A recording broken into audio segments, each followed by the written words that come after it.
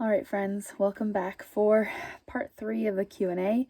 Clearly, I do not have the ability to film more than one video at a time, but such is life. I'm going to get right into it. I think I have 7 questions left. So a little bit less than the other 2 parts, but otherwise, still some fun stuff to talk about. The very first question, which is question number 21, is what food worked? The answer is anything with calories, but there's really a better answer to that. Food is tricky on trail because you're just like trying to constantly eat, basically. It got to the point where I was basically only thinking about food all the time and trying to eat something probably like every hour at least, if not like every 2 hours maybe. It's also tricky if you were hiking with a big group. This might be a different situation, but hiking like alone or shopping alone, basically. Obviously, I had a hiking partner, but we're purchasing our own food. So purchasing your own food means that anything that comes in like a package with multiples, you have to take the whole thing, unless you're willing to throw it out, which is a waste of resources and money, or like donate it somewhere, I guess. But that means basically you're eating that thing for the whole week because you have a whole thing of it. A lot of what worked for me was I like snacks a lot. So I did a lot of like Cliff bars, granola bars, snack type stuff like that. For breakfast, I started doing oatmeal at the beginning, even though I don't like oatmeal, and that was only because I wanted something warm to eat in the morning. What was I even having for lunch at the beginning of the trail? I don't even know, honestly. I did a lot of tortillas, either with peanut butter, and I would do that for breakfast or lunch. And then I would also do cheese. I don't think I ever did a cheese tortilla for breakfast, but I did cheese tortillas for lunch a lot. I also don't eat meat, so just in case you were listening for that and not hearing it, that's why. Didn't really change anything for me on trail, just like it doesn't change anything for me in day-to-day life, but just so you know, that's why I'm not mentioning anything with meat in it. I did like cashews and stuff for snacks as well. I did dried fruit for snacks as well. Dried fruit is great because it tastes good and it's sugary and it doesn't weigh a lot. I also carried apples and stuff, like not dried, which was heavy but worth it to me. I did lots of pasta type stuff for dinner, ramen noodles, mac and cheese, the like Nor sides, a classic. But yeah, that kind of food worked for me. There were a couple times where I carried heavier stuff on purpose, just kind of to mix it up. So like I carried like a package of gnocchi a couple times with like some Parmesan cheese, made really fancy. But I did notice that when I went all out on those, it was quite heavier. Oh, another thing I had for breakfast, which some people I don't think would be cereal, and I don't know if I would recommend that, but I just like cereal just to even snack on during the day or just to eat in the morning. And I wouldn't do it with like milk or anything, like powdered milk, but just eat it out of the bag. I wouldn't really necessarily recommend that because it doesn't pack very well. It doesn't pack small, and if you do pack it small, it means that it turned to dust because you crushed it. So it's not super easy to pack, but that is what I ate on trail. And then, of course, all the town food at every opportunity. Yeah. Question number 22. When did the fun die down and it turn into work? How far in? How did you deal with that? I don't think the fun ever really died down, but it definitely did turn into a bit of a job. Which some people might say is like not the point of the trail and maybe wouldn't like that and maybe think that that's a bad mentality to have. But even if I think most of that though is simply like thinking that that's a bad mentality is simply because of the way that we view work in society and not because of the fact that it's inherently bad.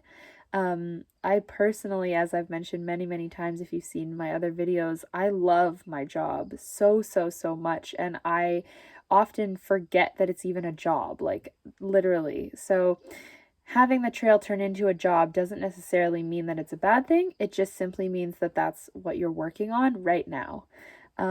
So I would say probably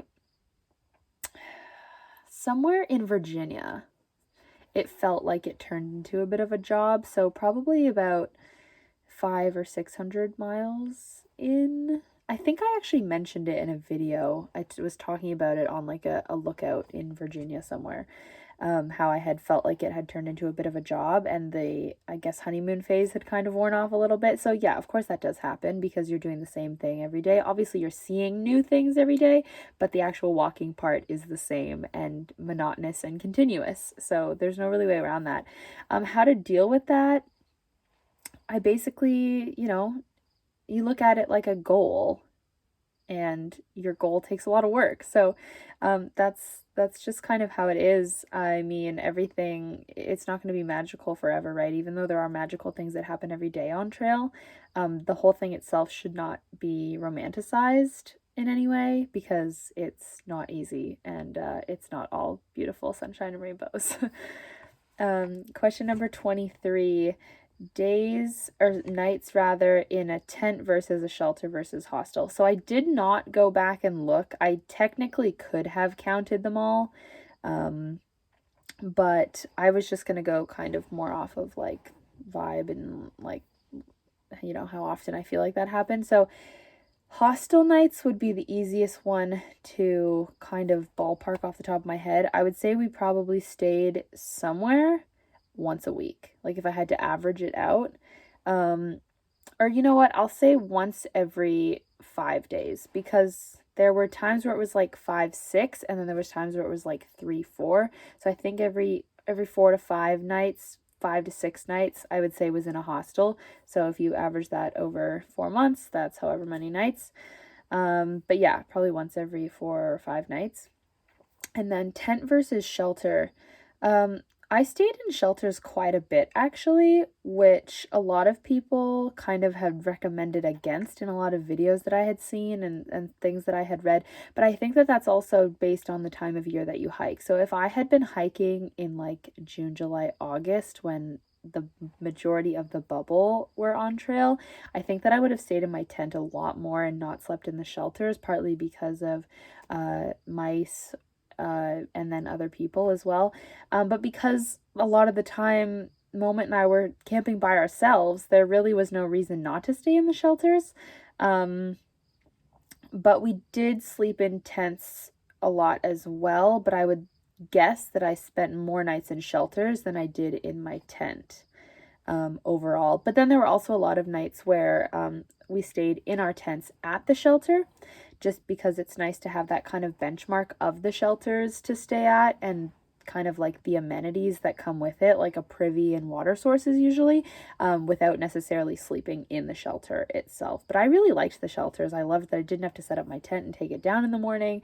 I loved that it was off the ground. I loved that you had some walls from the wind, like even though your tent has walls obviously and blocks from the wind, it's just a little bit different. So yeah, I had no problem with the shelters, but that's also probably because of the time of year that I hiked. So more nights in a shelter than in a tent, and a hostel probably every 4 or 5 nights. Question 24 is, what did I use for my videos? So I filmed all of my videos on my phone. I have an iPhone 11 currently. And as far as editing, I literally just used iMovie. Super simple. I did not spend time editing my videos. A lot of people spend so much time editing their videos and they make beautiful, beautiful movies. That's not my style. I throw them all in. I like add some music sometimes. And then I add my like intro card and outro card and call it a day. I spend a couple minutes on each video and then I upload them. So that is what I did, just filmed on my phone, edited on iMovie on my phone. And as far as batteries, I carried one battery. It is an Anchor battery, I believe. And that would charge my phone, I mentioned it in the gear video, that would charge my phone probably 6 times. So basically just once a day. So I just made sure that I didn't let my phone, like I didn't use more than a full battery per day, and then I was good, and then recharged the battery at the hostel and carried on like that. Yeah, next question. Do I do any music outside of YouTube? So I have a second channel on YouTube. Well, technically I consider this my second channel because my music channel I created first a long time ago. But I have another channel on YouTube and it's just under my name, Janecek. And that is where I've posted covers of songs. There's a couple originals on there, but I really don't write music very often. I don't do any music outside of YouTube other than just like my own passions. I have gigged a little bit like through high school a lot in Toronto. I did some gigs and I also was a street performer a couple summers in a row. But I don't really pursue music in any kind of like amateur or professional way. I just love it so much and I'm singing all the time. But yeah, I always have the link to other stuff in the description. So if you're interested, you can check it out. I sing sometimes. What question am I on? I don't even know what number we're on, but the next question, there's only 2 more. The next question is, how do you get home from Katahdin? This is a really funny one to me because I had the same question. The short answer is that it's not easy. But the other short answer is that I was lucky enough that it became very easy for me. So Katahdin is kind of in the middle of nowhere. It takes like a few hours to drive to anywhere significant from Katahdin. But due to my amazing hiking partner Moment, his friends actually came out to hike Katahdin with us. And so they drove right into the park in the morning. We hiked with them. And then they simply drove us out of the park and took us to Portland, Maine to fly home. A lot of people don't have that, so it wouldn't have been nearly as easy.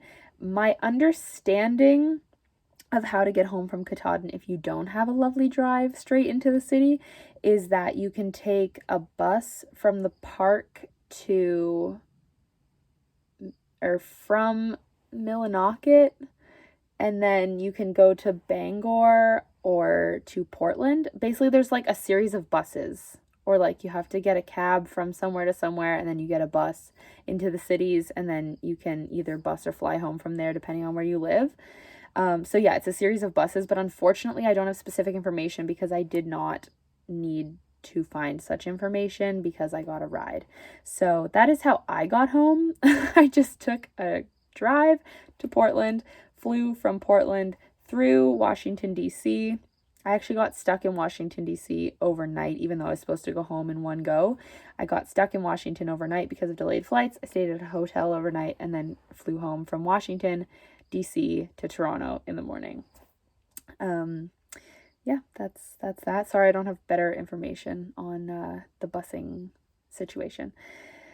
And the very last question that I have for this Q&A is the story of meeting and hiking with Moment. I wanted to save this one for last because it just makes me happy to think about.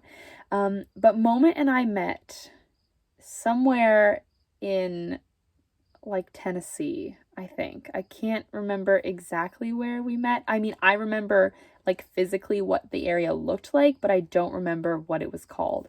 So first, technically, we met at just a stream. He was filling up his water. I came up behind him, grabbed some water, and passed him while he was filling up water. And then later on, just like maybe an hour later, I stopped at the road for lunch and he came up behind me while I was stopped and we chatted at the road. I told him that I was hiking with my friend Moose, that he was ahead of me and that I would be meeting him later. And Moment had actually kind of passed us, and we had passed him a few times the previous few days because he would camp kind of off trail, and then we would pass him in the evening, and then he would get up earlier than us and pass us in the morning. So we had kind of seen him over yonder. So yeah, that happened. And then because he passed me that day, later on, walking down the trail, away he went.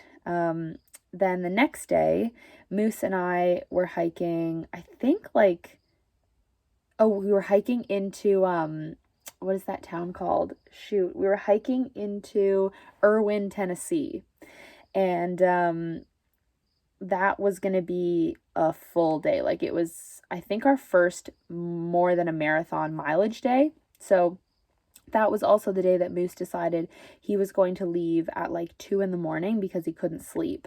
So he left me in the shelter at 2 a.m. and then this mouse was bothering me, like the only rodent on the whole trail that ever bothered me, of course, when he left. So I pitched a tent at like 3 a.m. It was a terrible tent pitch and it was like falling over, but I was like, you only have to last until like 6:30 because that's when I'm getting up to leave.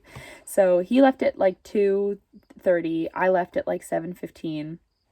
And what I didn't know until later is that Moment had caught up to Moose on trail and they had started chatting and talking, and Moment had said he was going into Irwin as well, and so they decided to hike in together, get a place, and I was texting Moose. He said, I've got a place with Moment, and we'll see you when you get here, because I was technically behind them because I started so much later. So I get there at like 5:30, Moment's there, Moose is there, we all hang out, and it was super awesome. And then Moose and I hiked on from there. We split up with Moment. Then we met back up with him in just outside Marion, Virginia. That was the day that I fell in the river in like 20-degree weather in the snow. It was not great. But yeah, we hiked on. I left Moose because he got sick. And then I met back up with Moment again after that in... this was after Damascus, after Marion. I met back up with him in, I think that was right after the Virginia Triple Crown, which would have been Daleville, I believe. That was another monster of a day. Check out that video if you want to. That was when I entirely missed McAfee Knob and hiked a marathon in the rain, and it was a terrible day and it was hilarious. So yeah, after Daleville, we leapfrogged a little bit still, like up through the Shenandoah. I didn't hike with him, but I was meeting up with him at different places. We met up again in Front Royal, and then we essentially hiked every day since Front Royal all the way together. I think we were like properly together every night after that. I just realized it's getting really dark in here. So we hiked a similar pace. We really enjoyed each other's company. I'm so grateful that I found such a fantastic person to hike so far with. We basically did 3/4 of the trail together, minus some leapfrogging and stuff like that. And then, of course, all the way up until the end, we finished together. So that is the story of meeting and hiking with Moment. There are many more stories that have taken place over those 3 months about hiking with Moment, but I don't obviously have time.